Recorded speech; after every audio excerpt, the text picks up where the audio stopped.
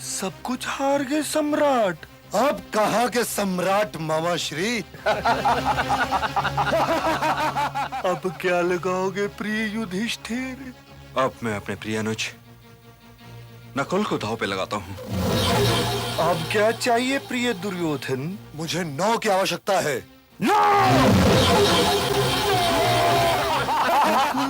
हुआ। अब मैं अपने प्रिय सहदेव को दांव पे लगाता हूँ। सहदेव दास सहदेव। अर्जुन, वीर अर्जुन 8।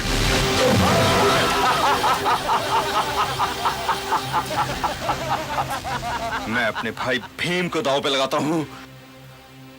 भांजे, बलवान भीम।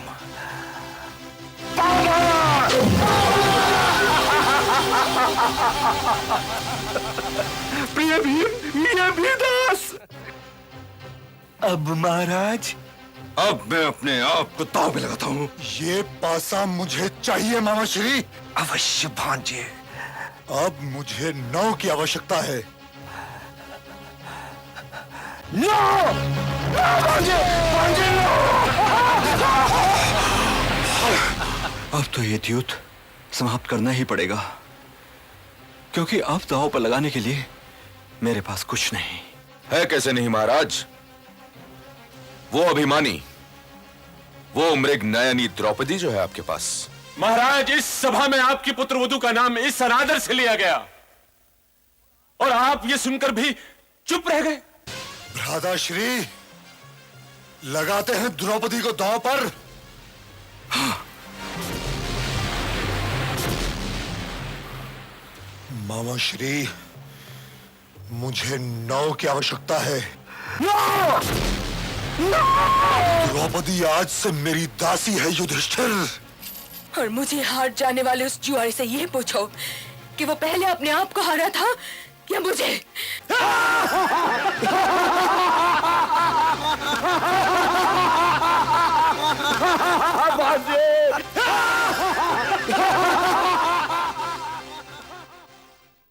हे राजन, कुलगुरु होने के नाते ये कहना मेरा कर्तव्य है कि भोग विलास, मृगया और द्यूत ये ऐसे अवगुण हैं जो व्यक्ति और व्यक्तित्व दोनों का नाश कर देते हैं। कुलगुरु, यदि मैं हार रहा होता तो यही स्वर्ण शब्द आपको कभी याद नहीं आते। यह तो वही बात हुई कि जिस थाली में खाया उसी में छेद किया। बैठ जाइए कुलगुरु, मैंने कहा बैठ जाओ।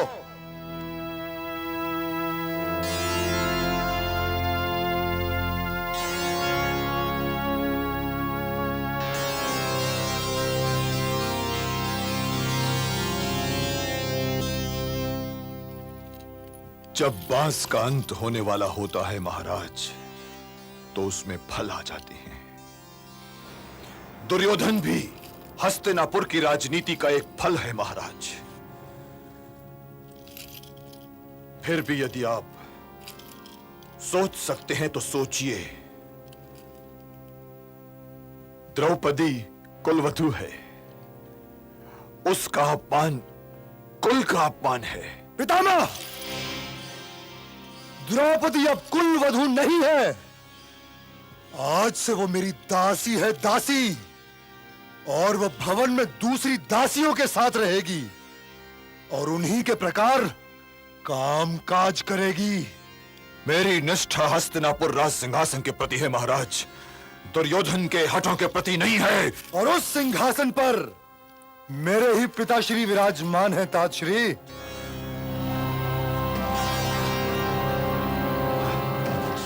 मैं ताजश्री से सहमत हूं पिताश्री। भाभीश्री का अपमान सारे भरतवंश का अपमान है। विकर्ण, मैं तुमसे मान सम्मान के विषय में कुछ नहीं सुनना चाहता। बैठ जाओ।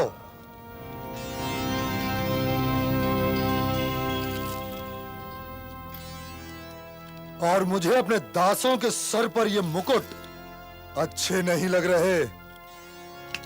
अपने अपने ये मुकुट उतारकर मेरे चरणों में रख दो, रख दो।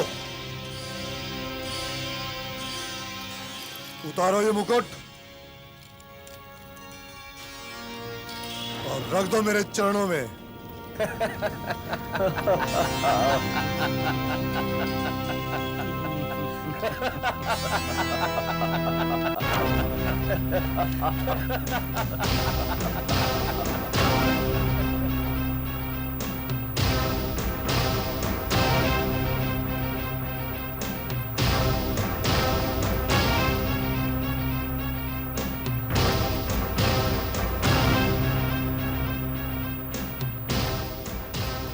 युवराज की जय हो।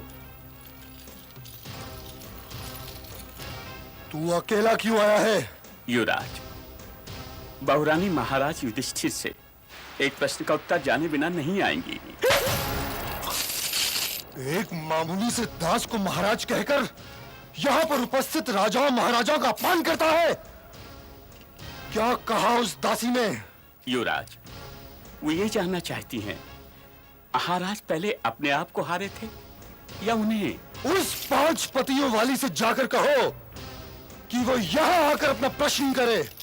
जाओ। जो आज्ञा युवराज, जो आज्ञा युवराज, जो आज्ञा युवराज।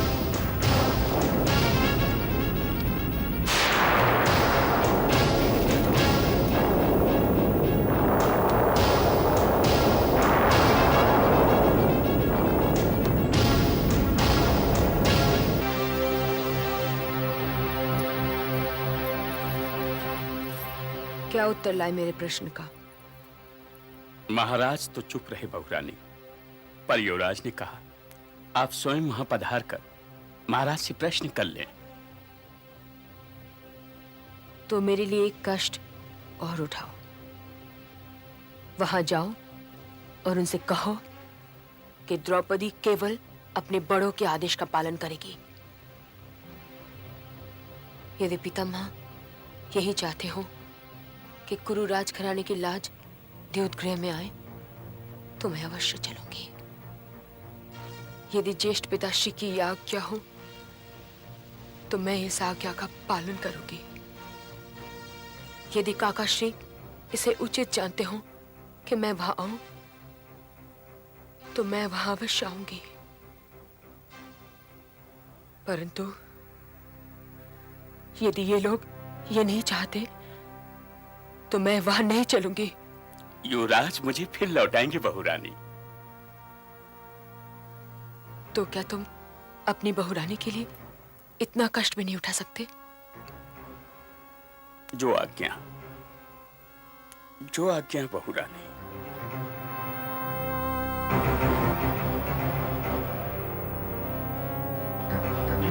वो होती कौन है ज्येष्ठ कुरुओं से कुछ पूछने वाली?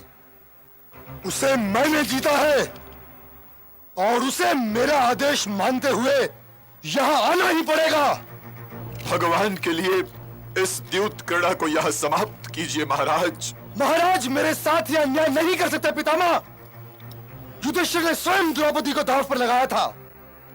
द्रौपदी को दांव पर लगाने से पहले उस समय आप सब लोगों ने युधिष्ठिर से क्यों नहीं कहा कि द्रौपदी इस राजघराने की लाज है और वो भरत वंश की लाज को दांव पर न लगाए?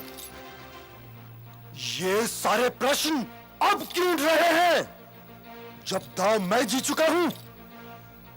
मेरे प्रश्न का उत्तर है किसी के पास? है किसी के पास मेरे प्रश्न का उत्तर?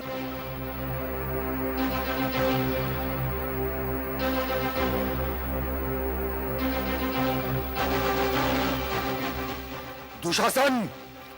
जी भ्राताश्री। ये द्वारपाल तो मूर्ख है। स्वयं तुम जाओ और उस 5 पतियों वाली को बालों से पकड़कर घसीटते हुए यहाँ लाओ। जो आज्ञा भ्राताश्री।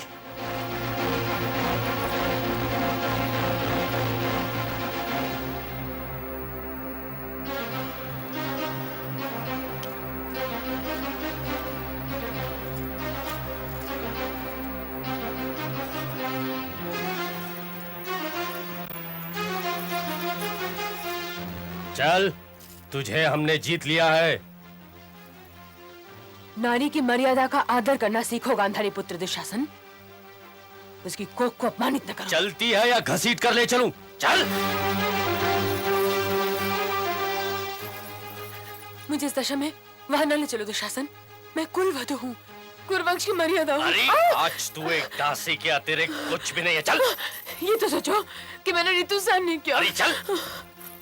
रुक जा दुशासन, रुक जाओ। मैं तो इस दशा में घर वालों तक के सामने नहीं जा सकती। चल। मैं तो जेश माताश्री को प्रणाम तक करने नहीं गई और तुम मुझे घसीटते हुए बड़ी सभा की ओर ले जा रहे हो। जो मुझे पहचानते हैं वो तो पहचान जाएंगे, जो नहीं जानते उन्हें क्या बताओगे, क्या पाओगे कि मैं तुम्हारे पिताश्री के अनुज महाराज पांडु की पुत्र वधू हूँ। और यदि बीच में जेश माताश्री मिल गई और उन्हें तुमसे पूछा कि तुम क्या घसीटे लिए जा रहे हो, तो क्या कहोगे उन्हें? कह सकोगे कि तुम कुरुवंश की मर्यादा को घसीटते हुए भारी सभा क्यों ले जा रहे हो? चल। राजकुमारों से बात करना सीखो दासी। चल। तुम्हारा इस अपराध और मेरा इस अपमान पर पांडव तुम्हें कभी क्षमा नहीं करेंगे। और वो क्षमा करना चाहेंगे भी तो मैं क्षमा करने नहीं दूंगी। चल। आज से मैं उनका मान नहीं, अपमान का घाव हूँ दुशासन। चलती है कि नहीं? चल। अपमान का घाव। पार कर गया पाप की हर सीमा को नीच, कुल मर्यादा खींचता भरी सभा के बीच। चल। छोड़ दे मुझे।